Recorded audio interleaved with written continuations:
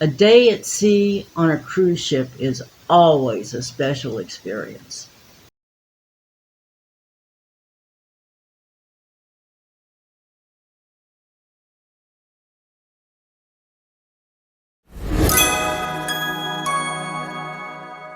Good morning. This is the solarium at 5:35 a.m. The Quantum is about 220 nautical miles north of Seattle and headed out into the edge of the Pacific Ocean. The ship is beginning to roll a bit more than it did before. There's nobody here yet, but we set up a camera by one of the windows to try to capture the sunrise. And here's what our camera collected.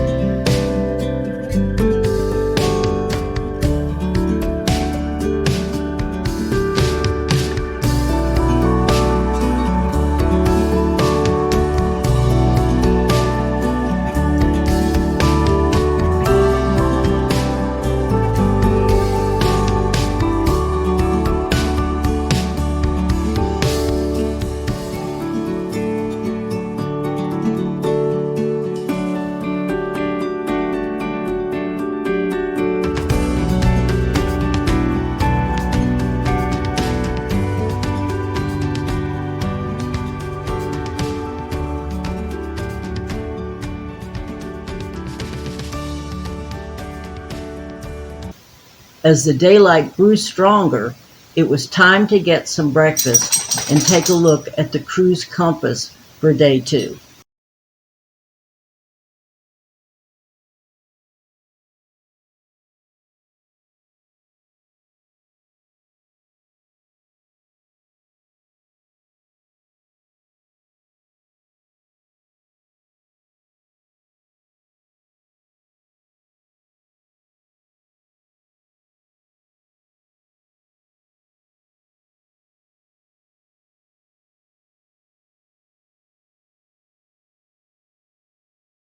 My sons began to join us where we had set up the camera just above one of the hot tubs.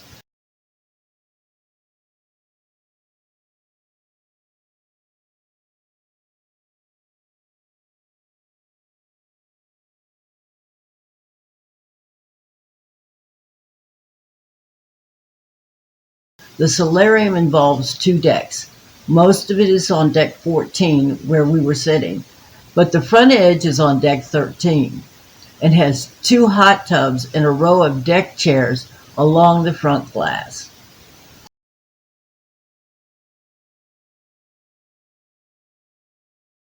There is no practical way to get a chair with wheels down the steps from deck 14 to the bottom level of the solarium.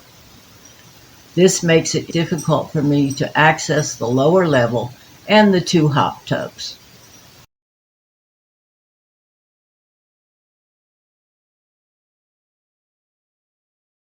There actually are 2 doors that access the deck 13 part of the solarium from the passenger cabin hallways.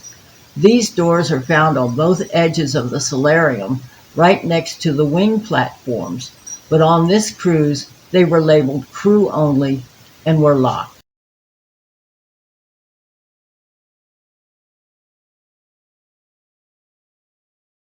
In the middle of the solarium are several small terraced wading pools that cascade water down from the top to the bottom.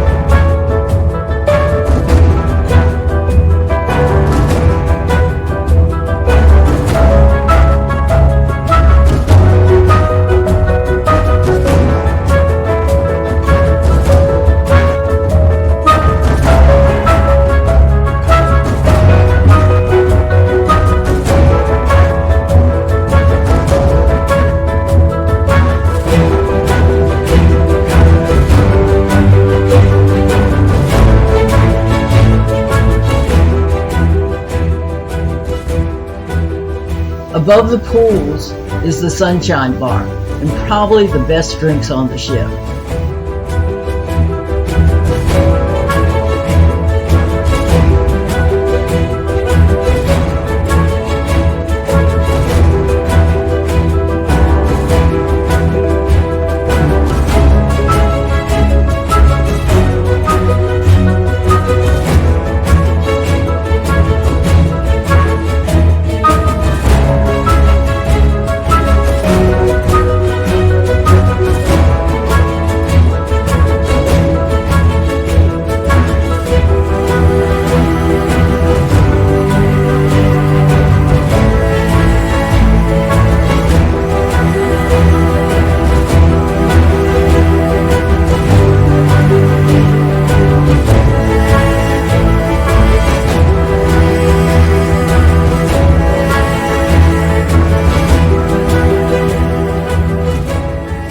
Behind the bar is the Solarium Bistro, great food and even better service.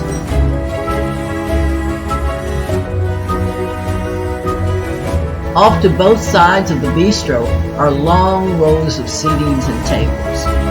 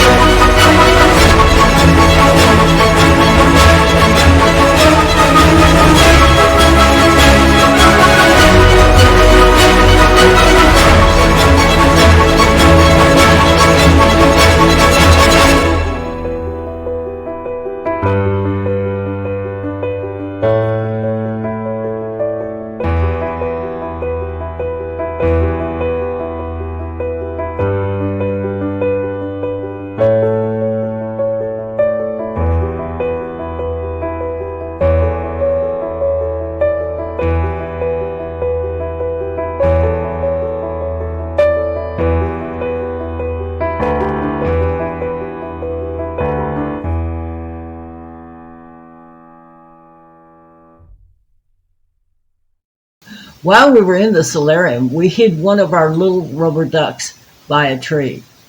Ray seemed to be working on his cat's eyes, and the towel octopus was ready to go to work.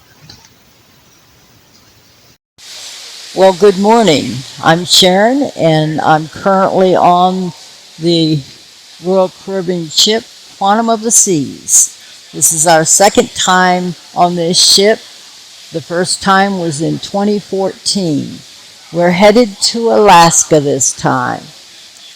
We went through our boarding regime. We had all our paperwork in order, so the boarding time took us maybe 15-20 minutes at the most. I felt sorry for people that came in behind us that forgot to have all their paperwork filled out. It always takes more time to go through. And the ship was about an hour, maybe an hour and 15 minutes late in sailing. We were supposed to leave at 4 and we left somewhere after 5. Now, this ship is a huge ship. It's 16 stories tall. I don't know the tonnage. I know it cost in the billions of dollars to make, to build. The ship has a thing called North Star on it. You get up in it, and it's a pod that takes you out at 360 degrees above and around the ship. And it's pretty cool. I haven't been on it yet, but once you see it, it's cool. We have an air rider, which you get into a suit, and then you get into this tube that blows air, and you float. You fly, and of course there's always instructors in there to help you, and you have to go to an orientation session. And when we first got on the ship, we had to watch a video before we got on the ship about life safety drills, and then we had to go to a specific area on the ship called muster station. Now, I'm in a mobility chair, a battery operated mobility chair, and that's the only way I can get around. But I try not to let that stop me. I try not to let it slow me down. And everybody on this ship has been absolutely amazing. You go to bring it, get a plate of food in the windjammer, and there are people everywhere that they actually practically take the plates out of your hands, and they serve the food that you want on the plate, and then they take you and the food to your table. They always check in on us to make sure we have coffee and water and so on and so forth, and the food's been pretty good. There have been some downsides on some of the issues. Being handicapped, there are certain things that I need for the cabin. We're in a handicapped accessible cabin, which is nice. It has a roll-in shower to it, so the floor is all flat, and it has a drain over where the shower is. There is a problem. I'm a very tall woman, and the toilet was too low, so we had to go down to guest services and bring in a riser seat to go on the toilet to make it high enough for me to be able to use.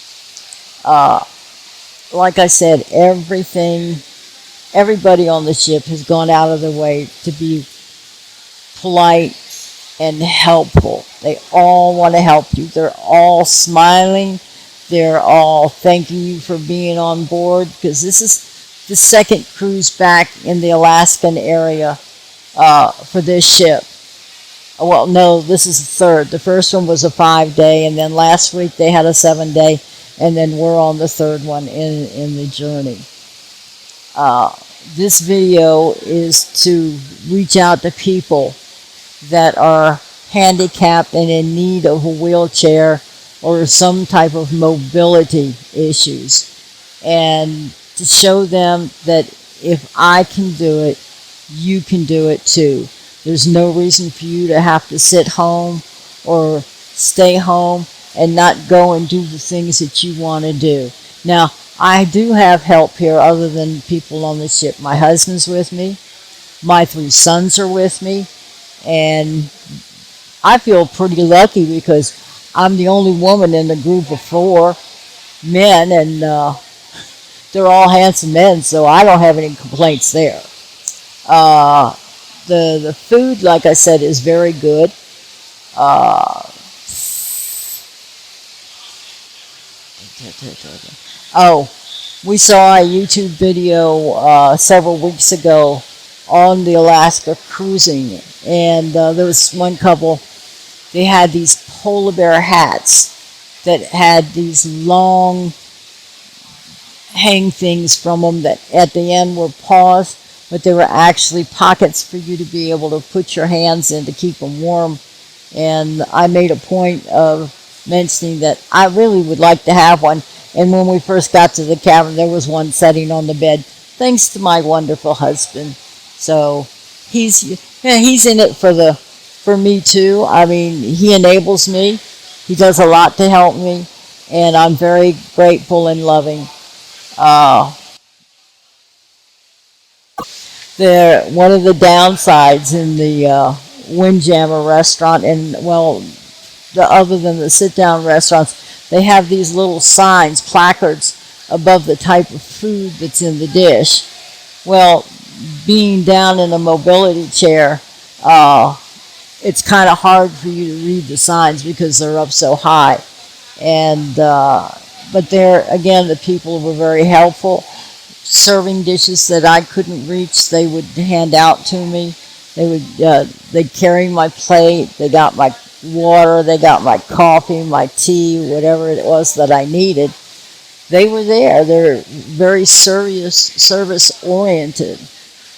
And then being the first day on the ship, we were all tired, but we did go down to a place on the ship called 270, which they have a lot of shows that go on down there. And we went down to see what Kinetic Energy. It was a girl band, and it was really, really very good. The bass player was excellent. My only complaint on that was a little too loud for my sensitive hearing, but that's okay.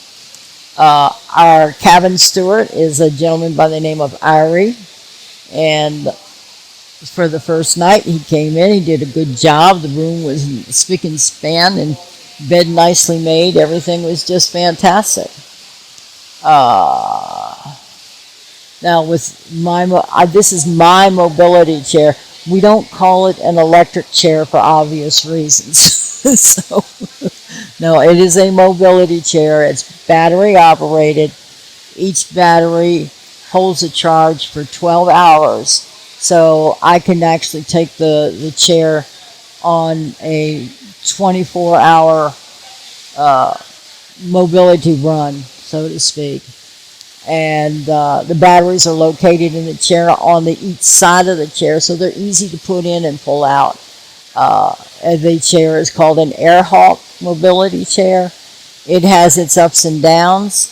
For a tall woman, they have a footrest in front that we had to turn around, but it's hard to actually get in and out of the front of the chair using this particular chair.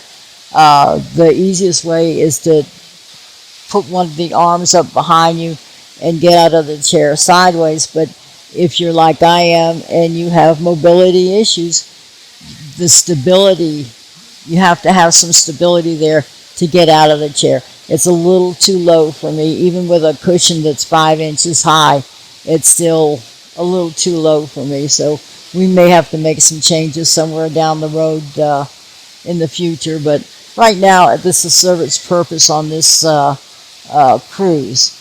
We're looking forward to visiting Alaska. When we arrived in Seattle, it was raining.